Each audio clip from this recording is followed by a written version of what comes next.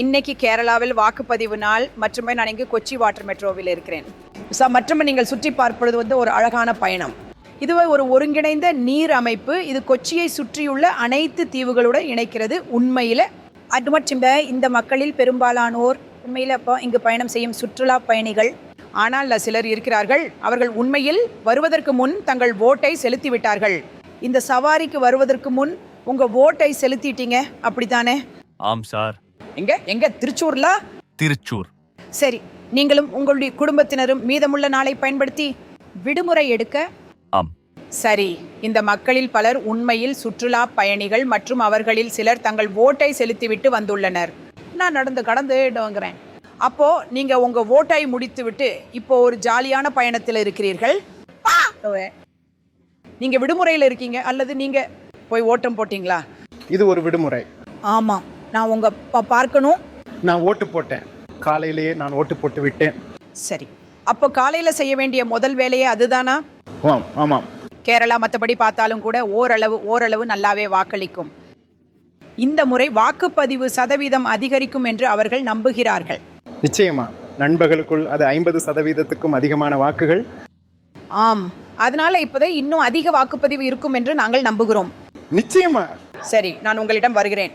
நீங்கள் வாக்களித்து விட்டீர்கள். நீங்கள் ஒரு ஜாலி பயணத்தில் இருக்கிறீங்க, ஆனால் உங்கள் கடமையை செய்து விட்டு வந்திருக்கிறீங்க. உங்கள் விரலை நான் பார்க்கிறேன். ஆம் ஆம், நான் வாக்களித்தேன் சார். நிச்சயமாக நாங்கள் எங்கள் சுதந்திரத்தை அனுபவிக்க விரும்பினோம். ஜனநாயகம், அதாவது அது தழைத்தோங்க வேண்டும். ஆம், கேரளா மற்றபடியும் கிட்டத்தட்ட 80% வோல்டேஜ் கொண்டிருப்பதற்காகவும் அறியப்படுகிறது. உண்மையில் அது 80% தாண்டியதே இல்லை. ஆனால் இந்த முறை SIRம் நடப்பதால் எலெக்ஷன் கமிஷனால் நிர்ணயிக்கப்பட்ட இலக்கு என்னவென்றால் கிட்டத்தட்ட 85% அல்லது அவ்வளவு வாக்களிப்பு இருக்க வேண்டும் என்பதுதான். உங்கள் குடும்பத்தினரும் வாக்களித்து விட்டார்கள். நான் ஓட்டு. நீங்கள் ஒரு முதல் முறை வாக்காளரா? இல்லை,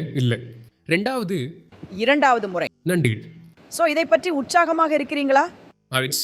அப்போ என்ன நினைச்சீங்க? உங்க அப்பா உங்களை செல்வாக்கு செலுத்தினாரா, இல்லை உங்களுக்கு எது முக்கியம்னு நீங்க நினைச்சீங்களா? இல்லை, யாரும் என்னை செல்வாக்கு செலுத்தல. என் விருப்பப்படி நான் ஓட்டு போட்டேன். அப்போ இளைஞர்களே, நீங்க கேரளாவில் அரசியல் பத்தி பேசுவீங்களா? நீங்க வாக்காளர் இல்லை, ஓட்டு செய்ய ரொம்ப சின்ன வயசு, ஆனால் ஆவலா காத்துட்டு இருக்கீங்க.